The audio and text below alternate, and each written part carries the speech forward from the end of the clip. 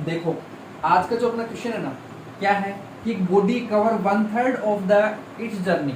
ऐसा सोचो कि मान लो आप ए बी सी और डी, ये मैंने कितने पार्ट्स में तोड़ दिया, ये 1 ये 2 और ये मान लो ये 100 ये 100 और ये 100, मतलब टोटल 300 मीटर हो रहा है।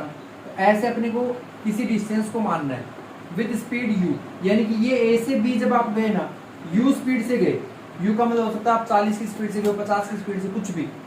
फिर अगली जो डिस्टेंस आपने कवर की वो किससे की, v से की है। फिर उससे अगली जो है w से, समझ रहे हो।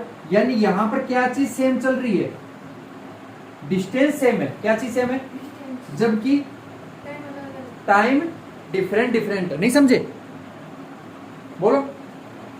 तो मैं इसको 100 का तो मुझे पता थोड़ी है, 1000 भी हो सकता है। मैंने इसको लेट कर लिया कि मेरा x है, कितना है होगा, तो इसके लिए जो टाइम लगेगा इसको t1 मान लूं। फॉर फर्स्ट केस क्या मान लिया, तो यहाँ पर t1 होगा पहले केस के लिए। तो speed equal to distance upon में टाइम होता है नहीं होता, तो टाइम को इधर भेज दूं, स्पीड को इधर भेज दूं, तो क्या बनेगा, time equal to distance upon में होगा ना, क्योंकि मुझे ये तो लेट कर ली और ये मुझे गिवन है स्पीड, तो टाइम तो निकालना है। तो t1 क्या होगा, x अपॉन में u, ठीक है। टोटल डिस्टेंस है उसको मैंने 3x मान रखा है, कितना, अगर मैं ओनली x मानूंगा ना कितना, तो x/3 फिर ये लेना पड़ेगा यहाँ पर। समझ में आ रही बात, मैंने यहाँ पर टोटल डिस्टेंस को कितना माना, अब 3x माना, तो पहला 1/3 यानी 3x को मैं तोड़ के x प्लस x लिख सकता हूँ ना, तो ये 1/3 तो हिस्सा बना इसका मेन का, तो ये फर्स्ट केस बन गया। नहीं समझ में आया। फॉर सेकंड केस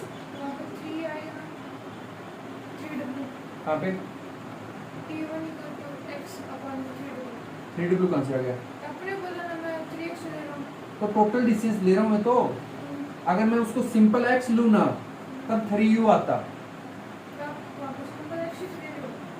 मैं एक हिस्से को x ले रहा हूँ, मतलब a से b को क्या ले रहा हूँ, मैंने ऐसा नहीं कहा कि मैं यहां से लेके यहां तक को x ले रहा हूँ, ऐसा नहीं कर रहा हूँ मैं। क्या कर रहा हूँ, हाँ, तो इसका मतलब टोटल डिस्टेंस कितना हुआ, वो 3x है। समझ गए टोटल डिस्टेंस जो है, या नहीं समझे। तो एक 1/3 हिस्से को अपने x y u कहेंगे। सेकंड t2 क्या आएगा, x अपॉन में, ये इक्वेशन सेकंड आ गई। t3 कितना आएगा, आ गया, नहीं समझ में आया। अब अपने को पूछा क्या है, कैलकुलेट द एवरेज स्पीड, क्या पूछा है, तो ये लिखा मैंने स्पीड और ये लगा ये, जो कि आपका क्या होता है d1 अपॉन में t1 होगा प्लस d2 अपॉन में d3 अपॉन में, लेकिन सारे d सेम है या नहीं है, तो इनको मैं dd भी लिख सकता हूं। यानी कि इन d की जगह पर मैं क्या पुट कर सकता हूं, x प्लस x और प्लस में x। t1 की वैल्यू कितनी है भाई साहब, x अपॉन में u, t2 की, t3 की, कुछ समझ में आया, या सारा ऊपर से w, सारा ऊपर से गया।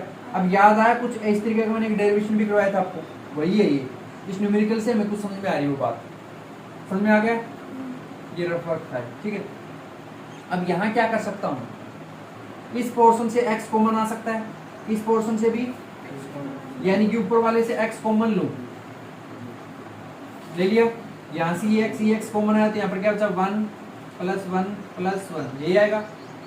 इस x से भी क्या आ रहा है कॉमन, तो ये इस x को बाहर निकाल दिया, इसके नीचे 1 बचेगा 1 बचेगा 1 बचेगा, और इन सब के नीचे क्या है, फिर आया कुछ समझ में, या सब ऊपर से गया, तो ये वाले तो आपके x तो क्या हो गए, अब सिंपल बचा एस एवरेज, ये बचेगा।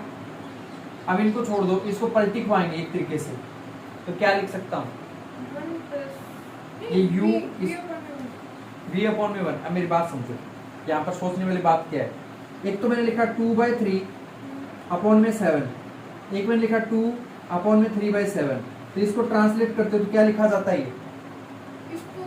इसको क्या लिखूंगा, इसको लिखोगे 2/3 इंटू 1/7, इसको क्या लिखूंगा 2/1 इंटू 7/3। समझ रही बात, मतलब इस लाइन को देखना होता है, समझ रहे हो। यानी कि इस लाइन को देखा ना, तो इसे आप लिख सकते हो क्या, 2/3 तो है ही, फिर ये जो लंबी लाइन दी है ना, इसका बना दिया मैंने क्रॉस, और इसके नीचे मान लिया 1, तो ये 1 कहाँ चला गया, ऊपर, और 7 आ गया नीचे। जबकि इसके अंदर इस 2 के नीचे 1 मान सकते हैं, यानी कुछ इस तरीके से 2/1, और फिर ये लाइन, फिर 3/7, नहीं समझे, गया क्या ऊपर से। तो ऐसे ही आप यहां देखो ना, इसको ये जो है इसके नीचे 1 मान लूं, या फिर इसके नीचे ये तो ऑलरेडी है ना, तो इसको क्या लिख सकता हूं, 1/1, फिर 1/u आया कुछ नहीं, फिर 1/1 upon 1/1 फिर 1/1 upon 1/2 हो गया, मिस्टेक कहाँ हो रही थी। अब क्या आएगा, अब u काटेगा, एक मिनट, टोटल टाइम टेकन,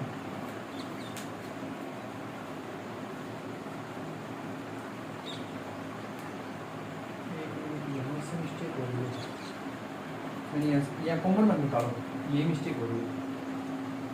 देखो इनका एलसीएम ले लो, कहाँ पर, जब आप इनका टोटल टाइम यहाँ निकाल रहे हो ना, उसी दौरान कुछ इस तरीके से यहाँ ले रहा हूँ, T1 + T2 + T3, क्या क्या है total time, total time x upon में w x अपॉन में नहीं u प्लस x अपॉन में v प्लस x अपॉन में, ठीक है, यहाँ से x कॉमन आ गया, आ रहा ना, 1/, u 1/, v 1/, ठीक है। अब इसका ले लो एलसीएम, क्या आएगा, इसका आएगा v u v w आएगा ना, आएगा w u इसके अंदर u को छोड़ दें, VW UW UV, ये आएगा ना, ये अपना टाइम आ रहा टोटल, तो अपन यहाँ पे इसकी जगह डाल सकते हैं T1 T2 3 की जगह, यानी कुछ इस तरीके से हो जाएगा डायरेक्ट। ये टोटल डिस्टेंस कितना है, टोटल डिस्टेंस 3x अपॉन में टोटल टाइम, ये होता है ना फॉर्मूला, तो टोटल डिस्टेंस कितना है, 3x है, जो कि अपन ने लेट किया था, अपॉन में टोटल टाइम कितना है, ये जो निकाला, यानी कि x और UV WU, और फिर मान लीजिए आगे पीछे हो गया कोई नहीं, UV और अपॉन में UVW, हो गया